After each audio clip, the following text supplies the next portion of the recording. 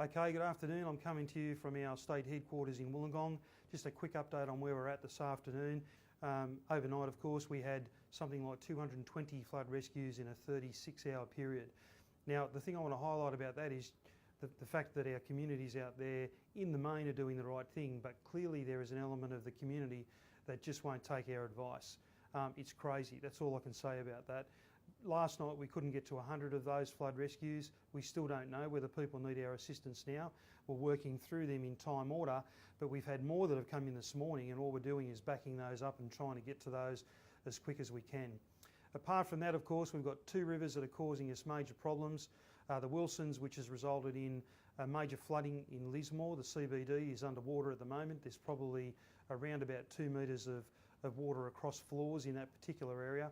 And then, of course, on the Tweed River to the north, we've got problems with Chindra and the lower Tweed River.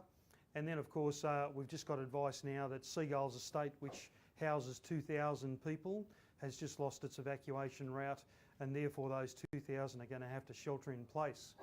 That means they're going to have to find a second level in their dwelling and try and sit this out until the evacuation route opens back up.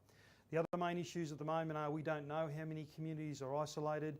We'll continue to work through that this afternoon and try and identify just how many are affected in terms of isolation. We've got 10,000 without power in that particular area, and then we've got to start thinking about our rapid damage impact assessment. As soon as we can get into those areas, we can start to assess just how bad the damage is and start thinking about how we recover in these communities and make it easier for people to move around. Finish the message off by saying, if you're thinking about driving into floodwater, don't do it.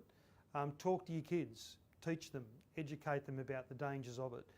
You want to see them come home tonight, it might look like good fun, they might even put a lot of pressure on to do it, but at the end of the day, it will only result in angst for you and the family because it could turn to the worst. Stay safe, stay out of floodwater. Listen to our partners in emergency broadcasting, ABC Radio. Go to our website, www.ses.newsouthwales.gov.au. You'll get information there, not just on the current evacuation orders, but also the location of our evacuation centres and also the best ways that you can prepare for flooding in your community. Have a great afternoon.